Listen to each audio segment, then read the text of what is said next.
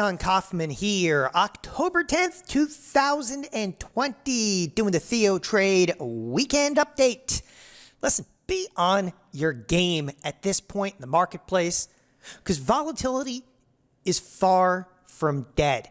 And we're going to display that here momentarily and a few trade opportunities to go along with that. But let's get down to business and actually take you a little bit in detail and some of the price action that we saw, of course, in this last week of trade, but more appropriately, what we're very likely to see in the coming days, the coming weeks.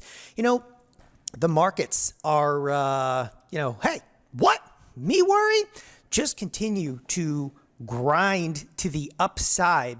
But one of the things, again, that I'm going to display here, and I was talking about in the Wednesday night video, the ranges on a day-to-day basis are still phenomenally large. We're also going to discuss what I kind of term a little bit about the shell game, which is kind of capital rotation sector to sector. So as we get into this, one of the things that's on the kind of the forefront of the marketplace right now, it's the stimulus deal. And again, the marketplace right now is giving it all it's got. Like, this stimulus deal is done. That's why I say, buy the stimulus rumor, sell the stimulus deal. And that's obviously more of a question than anything. But that actually leads us to the point that this marketplace right here, right now, okay, is what I would term big, bad, and binary, which is exactly why I'm saying that volatility is far from dead. Now, for those of you that are not necessarily familiar with that concept of like a binary marketplace, I mean, people, come on, we're a tweet away, media announcement away from a rip to the upside here, or the marketplace just completely getting taken apart. And again, one of the things that really kind of resonates with me, and I'm going to show this again and again, the ranges, they really stand out. And where leadership is coming from in this marketplace is also a major standout. So with the stimulus deal, okay, obviously that's leaving the marketplace on a bit of edge. But again, you have to look at this marketplace completely as big, bad, and binary. And that's the way I say, we're a tweet away from greatness or absolute destruction.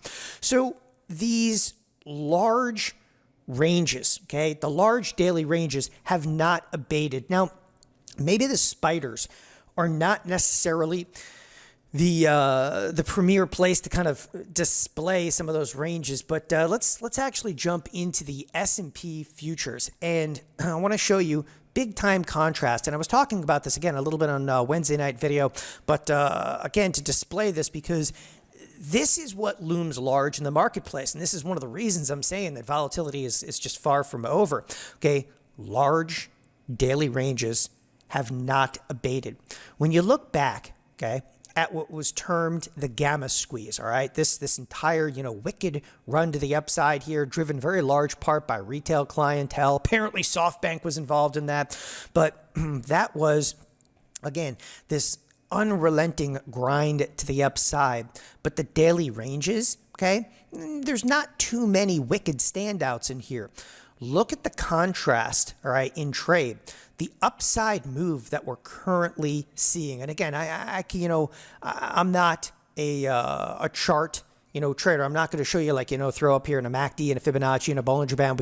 We could spend all day looking at like, RSI, the gears and so forth. But the one standout here is much more of a quantitative trader, okay? And things that I, kind of mark in my head. The one really big one right now is the volatility to the upside, okay, is almost as great as it was to the downside. And I'm talking about the daily ranges. And that's something, go in there and explore for yourself. But I'm telling you, this is, you talk about like, abnormal trade. Yeah, that is not healthy trade. Another way to display this to you would be to go to the SPX, which we always do. We always update you on the SPX and the expected move. You have to recognize that the expected move this week of trade was in fact shattered to the upside, which also leads us to the fact that the marketplace is displaying just this week, all right? We were inside the expected move here, and we were inside the expected move, and inside here, okay, inside of here. But for the most part, okay, this could be the beginning of inefficiency in the marketplace. And anytime that there's a breach of expected move, all right, and it's during, you know, something significant, like, well, this is significant right now, obviously, with all the media attention around the election, the stimulus deal. Anytime there's anything significant going on, but these breaches of expected move, I always pay attention to them because they can happen in succession. And it doesn't necessarily mean just because we breach to the upside, we could breach to the upside again and again. Okay.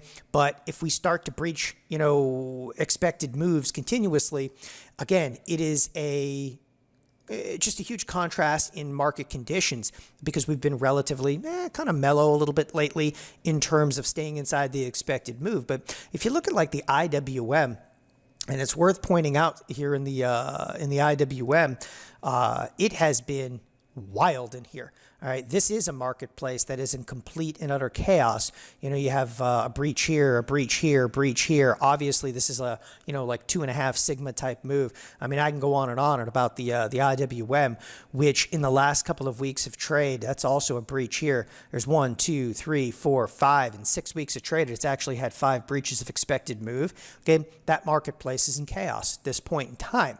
The thing is this going to proliferate out into the rest of the marketplace?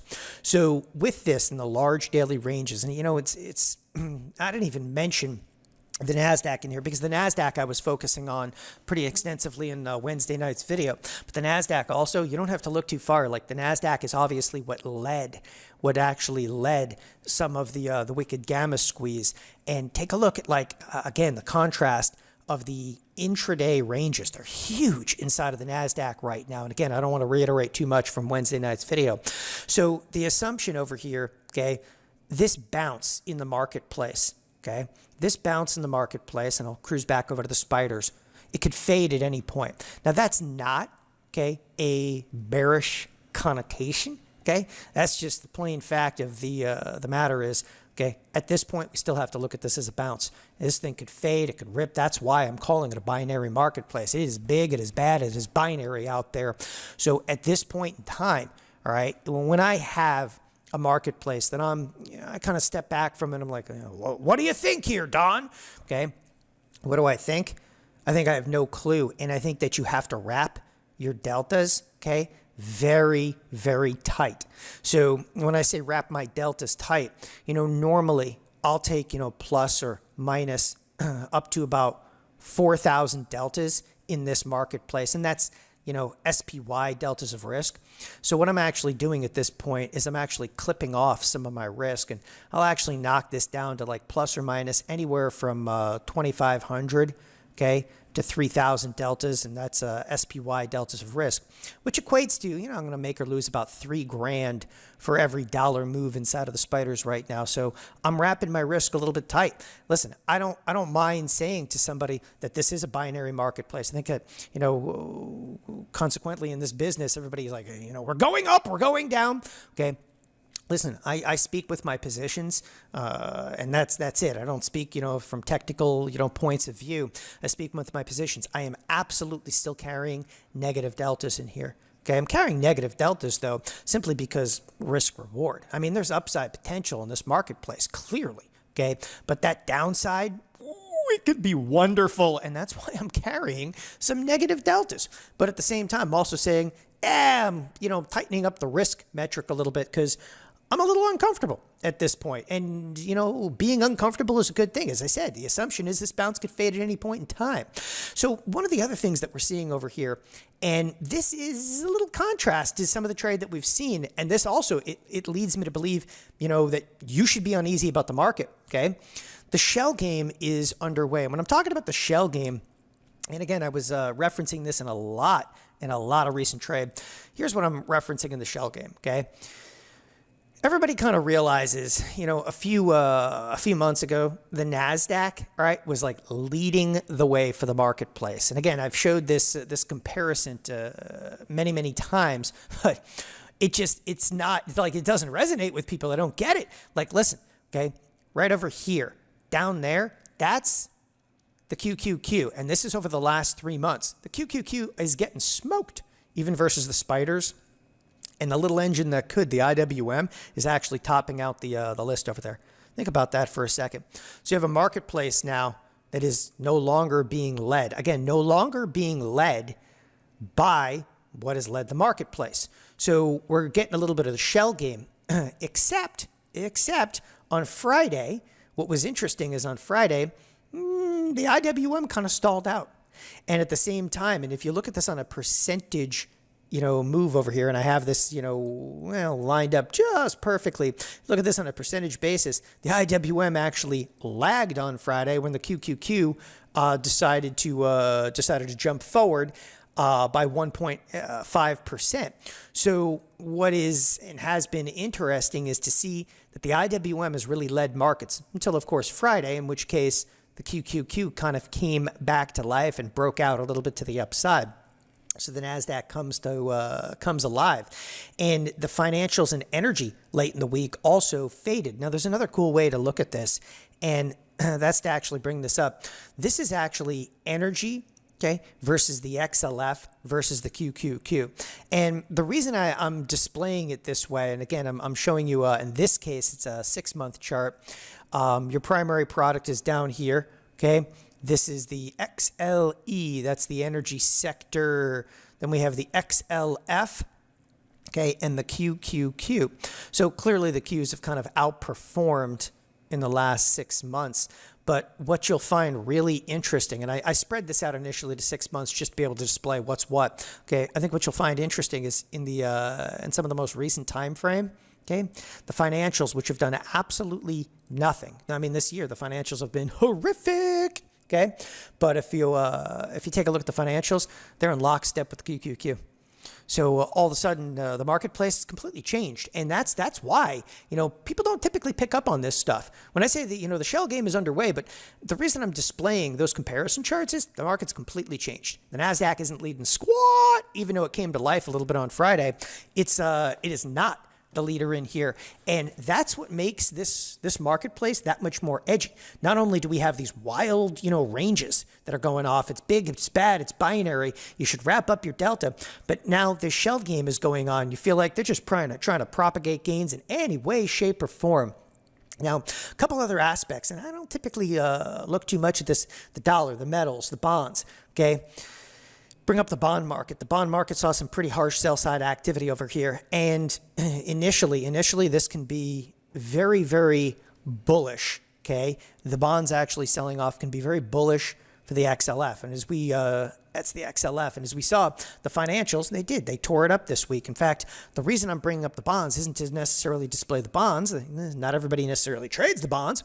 But the reason I'm bringing it up is because the financials have been on fire, because the bonds have actually been selling off. Now, okay, this initially is positive for financials. I would believe that if the bond market, okay, continues to see some heavy sell side, probably somewhere below like 170, okay, if those bonds get down there to like the 170, which is more than a hop, skip, and a jump away, right? We're 4 handles away from that. To get below 170, the marketplace is going to feel very differently about the bonds selling off. They're actually going to say, interest rates are coming up too quickly over here. Sell everything. So you do have to keep an eye on bonds. Speaking of bonds, bond market's going to be closed on Monday. It is Columbus Day, and they close the bond market for pretty much anything, right? So the bonds are going to be closed. So you would expect some light trade on Monday inside of the equity markets. Now, you notice I covered the bonds first because I think the bonds are driving a lot of the trade. The next, you got to look at the dollar and metals. Okay. Now, I am not a big dollar bear. I actually think the dollar is going to be used as a risk-on, risk-off tactic. That is, if the S&Ps sell off, okay, this dollar may rip higher. You have all these dollar bears out there, and you know what? I think that there's some reasoning behind that. Okay, those dollar bears are always the gold bugs. they're always the ones that are out there. They're like, I'm so bearish in the dollar. Why? Because you're long gold, right? And of course, gold is popping to the upside on this. Again, the dollar is just as binary a trade. This may look trend worthy over here, but I believe that the dollar is just as binary a trade right now as the S&Ps. Because as I said, if the S&Ps start to sell off, right, in any way, shape, or form, I believe that the world is going to run into the dollar. And again, everybody's, crying out, there's too much stimulus, there's too much debt, they're going to kill the dollar over here. Really? Where are you going to go? I just want to know, where are you going to go? Where are you going to go? Huh? You going to go into the euro? Oh, that's a really exciting thing to go into right now. Okay. Again, they're doing the same type of fiscal stimulus there. Where are you going to go? And that's why I'm less of the dollar bear than most out there. And again, the move that we saw over here, people are talking about the dollar getting decimated. Again, I want to reiterate this. It's nothing. Call me when we get under like 90 in the dollar. I'll get interested. We break under 88. Okay, it's serious. But until then, I just don't want to hear it, because this is, again, as binary of trade as the S&Ps over there. So, and that's obviously going to drive a lot of the metals at this point. I also wanted to kind of bring up VIX volatility spreads. The reason I wanted to bring this up, specific products, I said there's going to be some trade opportunities in this weekend's update. Listen, the floor lately for the VIX has been around 26. So we actually break the floor. We actually head down to 25. And this is the time. I'm not telling you to load the boat here, okay? But I am saying to you, like, listen, it's becoming advantageous once again to be able to place things like VIX Vol Spreads, and I've been doing so. So this is something where I will reiterate this, of course, on Monday in the TheoTrade chat room, where I'm actually selling put spreads to finance the purchase of call spreads.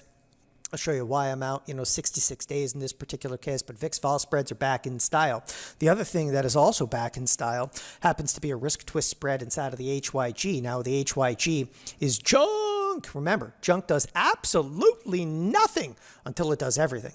And we caught every ounce of that junk move back here in the March time frame. But the VIX Vol Spreads are back in favor, and I'll tell you why. Like, junk volatility, it's all the way back down to like 12%. Okay, that's low, and I'm buying volatility in there right now because, hey, you know what? I may be waiting a while, but I think it's going to be worthwhile. So VIX Vol Spreads, risk twist spreads are back in style. And the last thing I want to mention in this weekend's update here, again, is the expected move. Now, the expected move, we broke through the upper edge of the expected move, which is that's lower probability.